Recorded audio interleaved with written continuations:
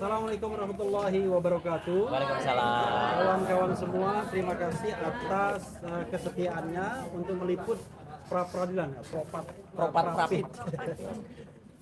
Tadi kita sudah bacakan permohonan kita untuk pra peradilan yang keempat ini. Kawan-kawan tahu sendiri betapa kompleksnya masalah yang harus kita kita mohonkan satu demi satu. Ya. Nah, kali ini kami memohonkan paling tidak dua atau tiga hal. Pertama, soal pencekalan.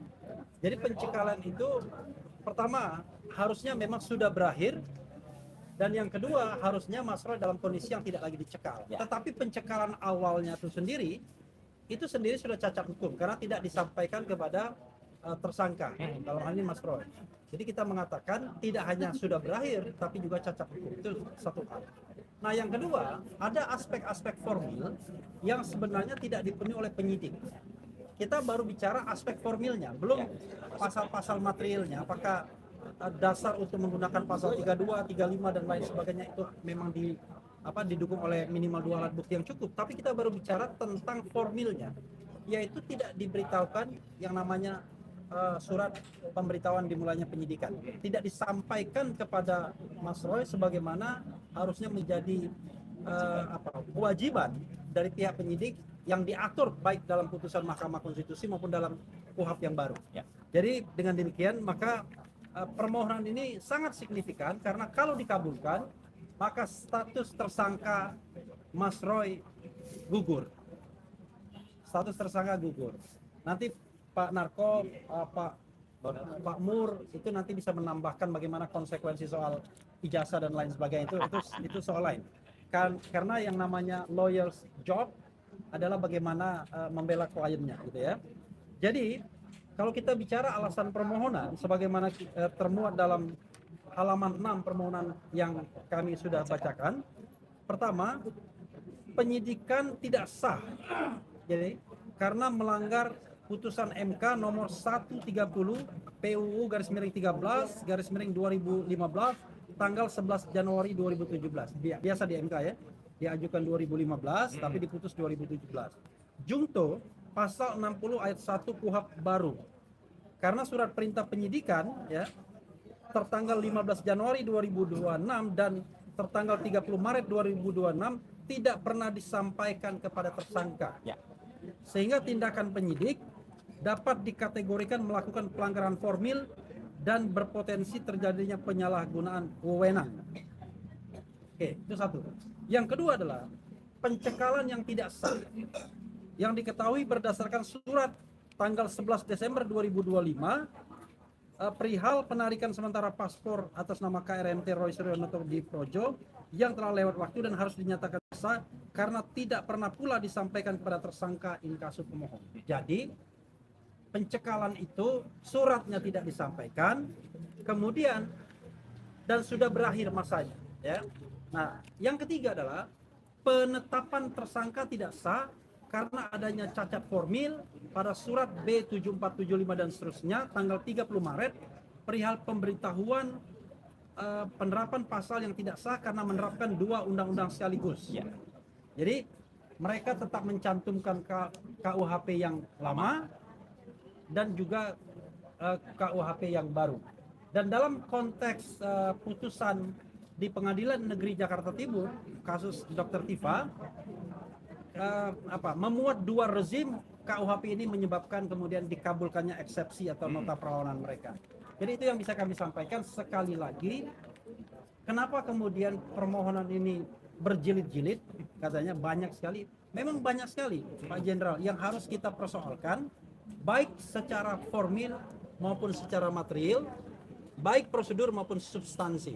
Karena kalau tidak dikoreksi melalui pra peradilan, maka kemudian proses penyelidikan dan penyidikan yang dilakukan oleh penyidik Polda Metro Jaya dalam hal ini bisa berlangsung seenaknya dan kemudian dijadikan dasar untuk mendakwa orang, padahal ada cacat administratif, ada cacat formil, dan bahkan ada kesalahan yang sifatnya substantif. Itu yang bisa kami sampaikan. Ayah silakan menyampaikan sedikit. Ya. Assalamualaikum warahmatullahi wabarakatuh. Waalaikumsalam. Untuk rekan-rekan semua yang sudah hadir, terima kasih sekali karena sudah betul-betul membersamai kita semua dalam penegakan hukum yang berkeadilan. Oleh karena negeri kita ini akan kita tingkatkan dan harus menegakkan supremasi hukum. Jadi untuk itu kita semua terus berjuang untuk akhirnya di persidangan memenangkan pra-peradilan ini sehingga apa yang kita mohonkan itu dikabulkan oleh hakim tunggal. Begitu ya Pak Roy ya? Siap. Jadi untuk itu mungkin bisa dilanjutkan lagi ya. Oke.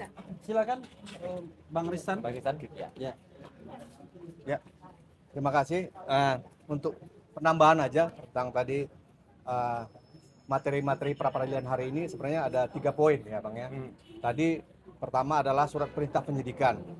Nah, tadi yang disampaikan oleh Bang RH adalah ada surat perintah penyidikan yang kedua dan ketiga yang tidak disampaikan kepada pemohon, dalam hal ini Pak Roy. Itu pada tanggal 15 Januari dan tanggal 30 Maret 2026. Nah, ini di dalam putusan MK nomor 130 seharusnya penyidik menyampaikan kepada terlapor, dalam hal ini Pak Roy sebagai pemohon, itu wajib 7 hari paling lambat setelah diterbitkannya surat perintah penyidikan pada tanggal 15 Januari tersebut, surat perintah penyidikan kedua, dan yang ketiga adalah tanggal 30 Maret. Nah, ini kan sebenarnya untuk mempersiapkan dalam pertimbangan Mahkamah Konstitusi nomor 130 itu bagi terlapor untuk mempersiapkan pembelaan kepada terlapor apabila ada surat perintah penyidikan yang baru. Nah, itu yang dilanggar oleh penyidik, tidak memberikan SPDP ya, surat pemberitahuan dimulainya penyidikan. Kemudian kalau masalah pencekalan tadi itu kalau nggak salah tanggal 11 Desember ya Pak ya, 2025 itu berlakunya kan 6 bulan, berarti selesainya 11 Juni 2026. Nah, itu tidak disampaikan kepada pemohon, dalam hal ini Pak Roy, artinya 1 hari setelah tanggal 11 Juni, tanggal 12 Juni tidak disampaikan kepada pemohon, artinya itu sebenarnya sudah tidak berlaku lagi pencekalannya. Itu juga tidak disampaikan, itu juga pelanggaran dari penyidik. Dan ketiga, masalah penerapan penambahan pasal yang baru ya Bang ya. Ini ada 2 rezim. KUHP yang baru dan yang lama diberitahukan oleh penyidik, disatukan dalam satu pasal dalam dakwaan ya Bang ya. Dan ini mereka langsung memberitahukan kepada jaksa penuntut umum. Seharusnya mereka juga memberitahukan kepada kita sebagai pemohon ya Bang ya. Nah, ini tidak dilakukan kepada kami sebagai pemohon. Sebagai tersangka pada saat itu sebagai tersangka. Sekarang sebagai. Ya itu 3 materi itulah yang kurang lebih yang kami ajukan pra-peradilan jilid 4 ya. Oke. Terima kasih Bang. Miracle mau menyampaikan. Ini yang namanya Miracle si Hombing. Ya. Baik teman-teman semua, kami mau menambahkan apa yang disampaikan senior yang tadi. Jadi ini di luar materi yang tadi sudah disampaikan, tapi penting untuk diketahui bersama terkait dengan pra-peradilan ini. Kan di luar ada framing bahwa kok peradilan bolak-balik dan lain sebagainya. Padahal di permohonan kami itu juga ada satu hal yang penting yang kami sampaikan adalah bahwa kami adalah pemohon yang beritikat baik. Jadi kenapa ini misalnya disampaikan secara terpisah dan lain sebagainya? Yang pertama itu adalah hak, dan yang kedua adalah secara praktis. Kenapa praktis? Teman-teman boleh mengikuti pra-peradilan kami di pra-peradilan permohonan pertama, kedua, dan ketiga. Bagaimana batasan yang diberikan oleh persidangan. Contohnya kami contohkan di pra-peradilan ketiga kemarin, ketika kami mengajukan pembuktian, baik ahli saja yang kami hadirkan, kami hanya diberikan waktu 30 plus 5 menit. Kami sudah menyiapkan 18 pertanyaan, padahal hanya 9 pertanyaan yang bisa kami sampaikan. Dan 9 pertanyaan yang lain belum kami sampaikan. Nah, ini kan kami juga ibaratnya tidak bisa secara maksimal ya menyampaikan. Bayangkan kalau semua upaya paksa itu kami ajukan secara bersamaan, tentu tidak efektif, dan peradilan ini hanya sekedar formalitas, dan itu yang kita nggak mau kita lakukan. Kita menghormati proses persidangan ini, makanya kita mengajukan secara serius. Apa yang kita ajukan pasti berdasar, dan kita pembuktiannya juga pembuktian yang selain berdasar juga maksimal. Itu yang mungkin saya tambahkan. Di tengah kita ada 2 tamu kami sebelum Mas Roy ya. Terima kasih buat 2 jenderal purnawirawan, Pak Narko dan Pak Mur. Pak Narko mungkin silakan, mungkin mau Ada yang menyampaikan disampaikan? sesuatu. Silakan ke tengah. Pak Silakan, Narko. nggak apa-apa. Pak Narko ke sini, Pak Narko. Bawa. Mas, Udah. Ya. Mas Roy ya. Oh iya, iya. Assalamualaikum warahmatullahi wabarakatuh. Waalaikumsalam. Teman-teman sekalian yang saya hormati, saya bukan lawyer, saya temannya Mas Roy Siap. yang datang mendampingi. Saya berbicara sebagai rakyat melihat kronologisnya saja. Saya tahu Prapit 1, 2, 3 dan Sekarang Pak. sekarang 4 yang sudah berjalan ini mulainya karena adanya gugatan atau klaim terhadap ijazah Jokowi Ya. yang kita duga palsu. Kemudian dilengkapi dengan penelitiannya Mas Roy dan teman-teman yang sampai kemudian menyimpulkan 99,99% palsu. Karena itulah kemudian pihak Jokowi dengan dukungan backup dia punya kekuatan dari kekuatan duit, kekuatan ya organisasi segala macam, aneh bin ajaib buntutnya. Jokowi belum menunjukkan ijazah aslinya, tahu-tahu kemudian Roy Tipa sudah ditersangkakan dengan alasan memfitnah, dengan alasan mencemarkan nama baik dan lain sebagainya. Aneh bin ajaib menurut kita rakyat yang bukan lawyer. Ya. Karena itu kesimpulan kami yang pengamat ini, pengadilan ini yang dimulai dari Prapit ini adalah dagelan penegakan hukum yang sedang berjalan di Republik Indonesia ini. Siap. Kalau nggak dibilang dagelan penegakan hukum, ini adalah permainan politik kotor dari orang kuat yang namanya Jokowi. Dan yang takut ijazah Jokowi terbuka ini bukan hanya Jokowi saja. Orang-orang begundal dia, begundal si Jokowi yang selama ini atau 10 tahun lebih menikmati kenyamanan, kenikmatan yang diberikan oleh Jokowi selama Jokowi menjabat 10 tahun presiden. Dan kami sekarang menuntut ini dibuka. Ya.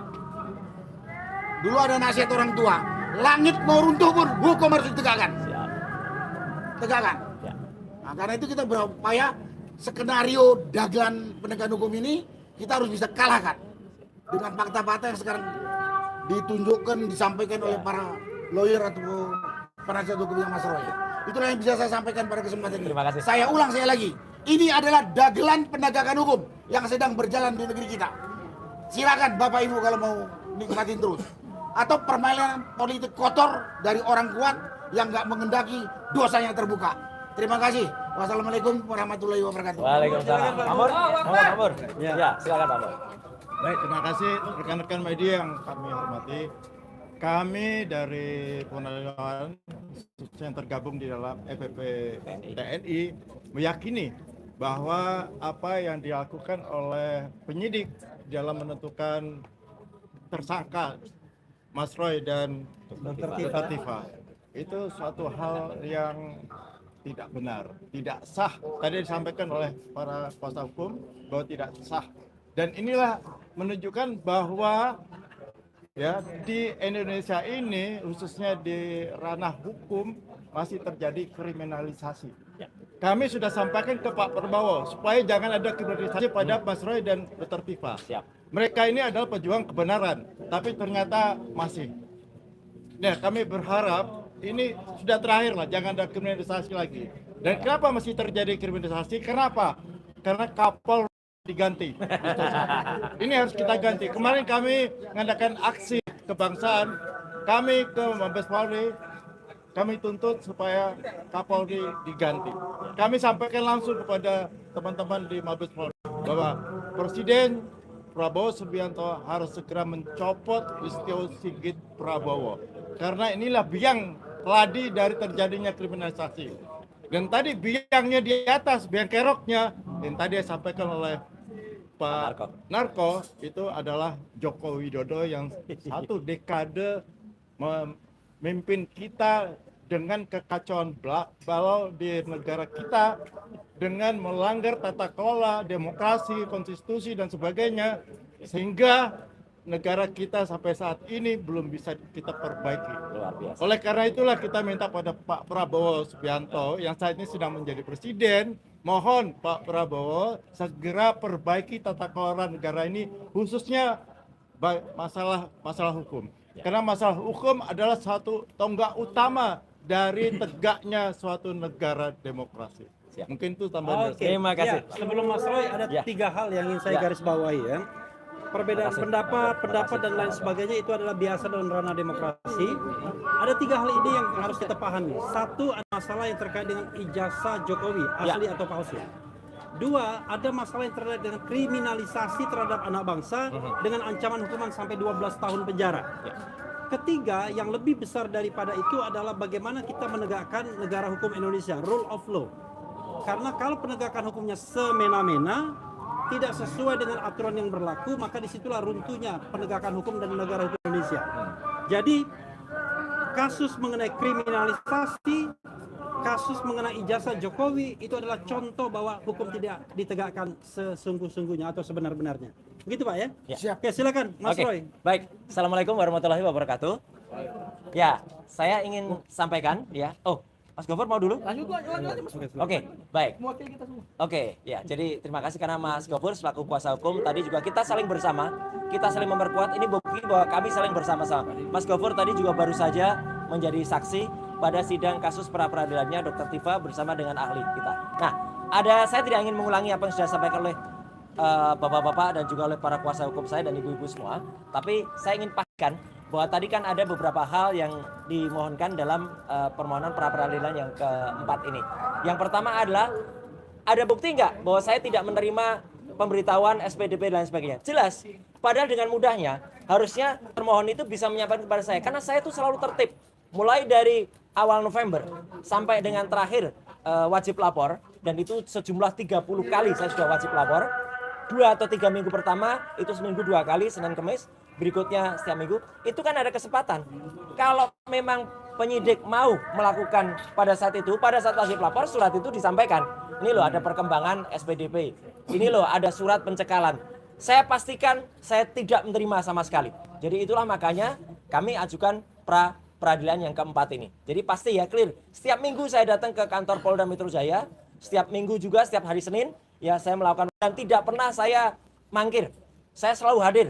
Saya selalu datang, ya bahkan itu sangat tertib ya. Saya selalu di bawah jam 12 biasanya. Kalaupun saya pernah sekali agak siang itu karena ada kesibukan juga di Polda, jadi saya baru bisa harinya. Yang kedua yang penting adalah banyak sekali komentar terutama dari para termul yang ngawur yang mengatakan ini memperlama, menunda-nunda, bahkan mereka menghitung harusnya pra-peradilan itu 7 hari. Teman-teman lihat tadi pengumuman yang disampaikan, jadwal yang disampaikan oleh hakim tunggal kita, ya Pak Iketut Darpawan, ya peradilan mulai hari ini, ya hari Jumat, ya kemudian kapan putusannya? Nanti. Kenapa? Karena ada 2 acara besar pada minggu depan dan minggu depannya lagi. Yang pertama hari Senin adalah upacara peringatan 81 tahun kemerdekaan Indonesia. Meskipun sebagian orang mengatakan kita belum merdeka, ya tapi kita ingin merdeka dengan pra-peradilan ini. Ya, itulah. Jadi tidak mungkin nabrak hari Senin ya gitu karena makanya diundur dari Selasa. Kemudian kenapa tidak langsung seminggu depannya lagi? Ada peringatan Maulid Nabi Muhammad SAW ya pada hari Selasa. Kan tidak mungkin kita mengadakan sidang pada hari Selasa atau pada hari Seninnya, hari fitnasnya, hari kejepit itu ya.